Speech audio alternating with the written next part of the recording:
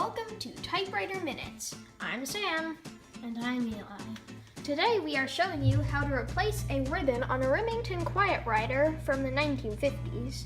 This particular model has been completely disassembled, chemically cleaned, and reassembled, but it doesn't have a ribbon. Yeah, we already took the ribbon out. So for the first step, we're going to show you on this machine. So over here is a dirty, disgusting, unwashed, used typewriter. It's the same machine, but we haven't cleaned it yet, but it still has the ribbon. So we're first going to show you how to take the ribbon out of this one. Remington ribbon spools are not the same as the standard ones you'll usually see. So consequently, it won't fit. So here's some standard size ribbon spools, and they don't fit. Remingtons have a unique system, but we're going to show you how these can be filled either by using a replacement ribbon from a standard spool or from a big spool or a big reel like that. Remingtons from the 1950s have a patented simplified ribbon changer. So on the ribbon vibrator, these two little things right here pinch together. By the way, you should use rubber gloves so you don't get ink all over your fingers, especially for the new ribbon. And when you pinch that together, the ribbon lifts right out. You have to pay attention how it goes in. It goes behind those posts and in between there. When it comes out, you'll see those go back apart. And when you're ready to put a new ribbon back in, pinch those. So that's the patented Remington ribbon changer. Now we're going to take the ribbon out. So the first thing you do is pop off the metal top of each of the spools. This will lift out.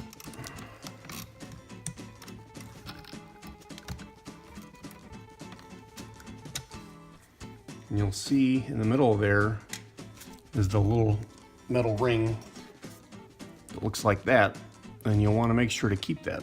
So take this one out, pop both of them out, and then unwind these until you get to the ring, and then you pop the ribbon off that little arrow which is holding it in place. And you do the same thing on the other side. Take all the ribbon off.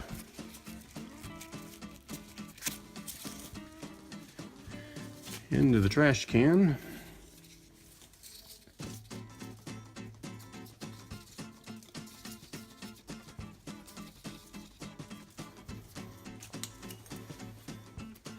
Till you get to the metal ring, and pop the ribbon off. Now we're ready to put fresh ribbon on the spools. Before we do that, something you want to take note of is that on this ring that has the arrow, there's a little slot right there. And when we put it in with the ribbon on, you want to make sure that that slot goes over this little foot that's sticking out. You'll see this little black foot sticking out of the side. And you want to make sure that when you put this on,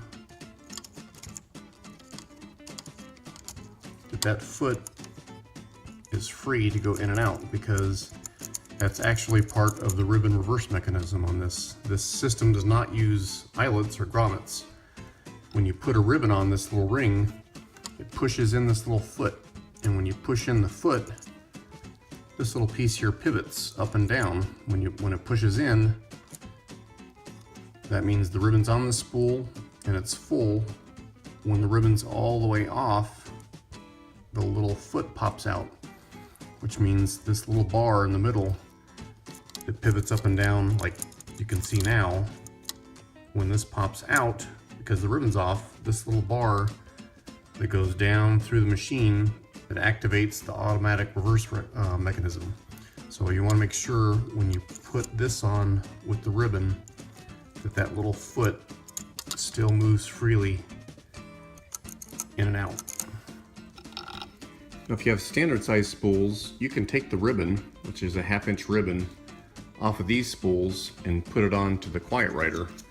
All you'd have to do is get something to use as an access for the spool that has all the ribbon on it, and then take the ribbon off this side. It's usually held in with a little pokey thing that the ribbon pokes into. So you could take it off there and then just spool it like that onto the new machine. We're not going to do that since we have a big reel. Here's our big size ribbon reel that we got from Fine Line Ribbon Company. This is our high-tech ribbon contraption. We have an extendable magnet like this. It's suspended between two big oil containers, and that's what our ribbon is going to spin off of as we put it onto the new machine. Okay, now we're going to get the ribbon onto the little ring here. It's got a little arrow that snags the ribbon. I started with a little hole first. I punched a little tiny hole in so it's a little bit easier to get on that arrow. So we'll put that on first.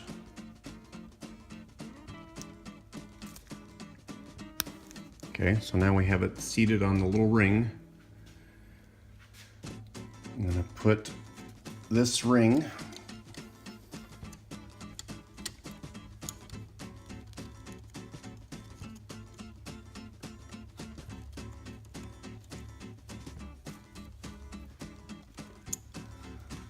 now it's seated on there.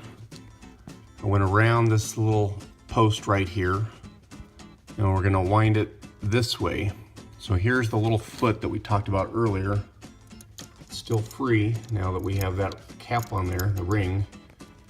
But once we start to wind it up, that little foot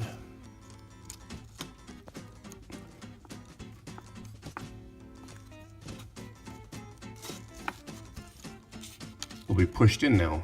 And so now this post is up. So we'll go ahead and put this cap on top now.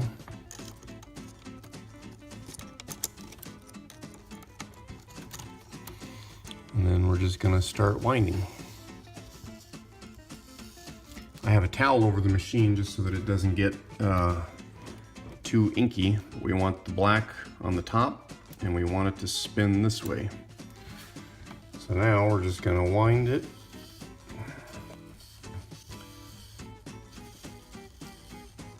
And we'll check in a few minutes with our progress. We are making progress. The spinning is continuing and the ribbon is going in.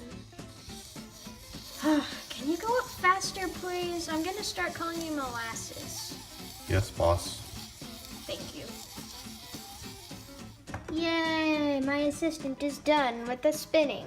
Now he's going to cut it, poke a little hole, A little tiny leader hole,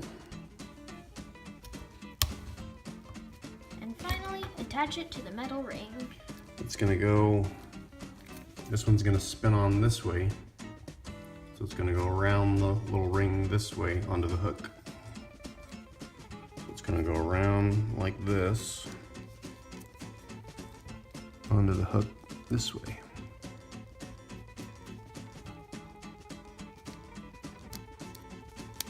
Okay, now it's on. Now we're going to put this cap on.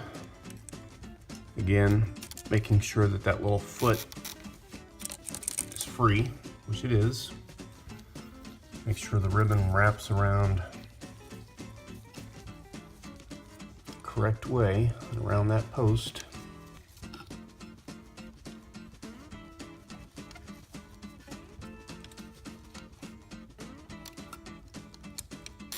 And again, you don't need eyelets or grommets for this system.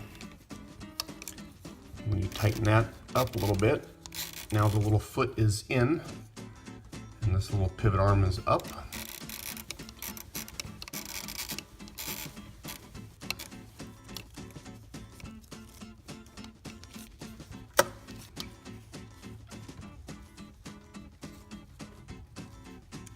Okay, and then we're going to put the cap on this ribbon, and we'll be back shortly.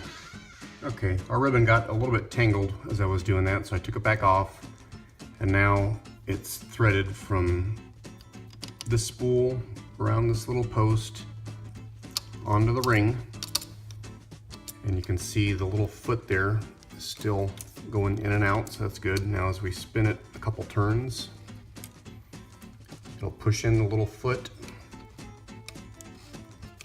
so that little post is up now. Now we'll put the cap on this spool.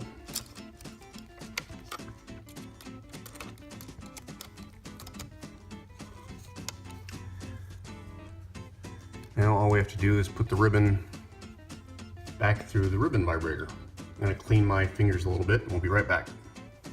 Okay, now that we're done with all that, we're going to put the ribbon back through the patented, simplified ribbon changer. So now, these little posts, you squeeze in. Can you get that on the camera? Get it close up there. Those squeeze together, like so. And then we're going to put the ribbon around the posts. Like that. So it just slides on like that. And then once you got it in there, push these apart again. And you're done. Oh, that got loose. Okay, now tighten it a little bit. And we'll be back shortly for a typing test. Once you're finished with all this hassle, you might have a little bit of ink on top of these things. So simply just wipe it off like we did. Okay, it's just about nice and clean. And we're ready for a type test. It's now that it's going to be winding this way, when we do the type test, we want to make sure that this spool is spinning that way, pulling the ribbon off this one onto the empty spool. By the way, this is the ribbon reverse lever. If you flip it, the ribbon will start going in a different direction. So if you could test by typing a few keys. Oops, you can see that it's spooling onto the full spool. We don't want that, so we're going to flip this switch. Now, this one's spinning, and it's pulling the ribbon onto the empty spool. That's what we want. Okay, we're doing a type test. We already noticed as we typed out our standard typewriter minutes that the lowercase and uppercase, we're going to have to fix that alignment. Like we did on the Tower Chieftain, if you've seen that video. But for now,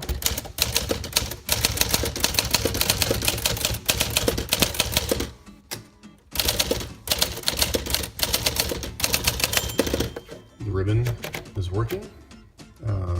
Looks like the text is pretty crisp. So once we get that alignment done, this machine will be finished. But that's how you replace a ribbon on a mid-1950s Remington Quiet-Riter. If you know of a better way to do it, or if you have any tips or suggestions, please let us know in the comments below. And whatever you do, do not be afraid of these things, because if we can do it, you can do it. But for now, thank you for watching. Be sure to share, link, like, and subscribe. Bye-bye.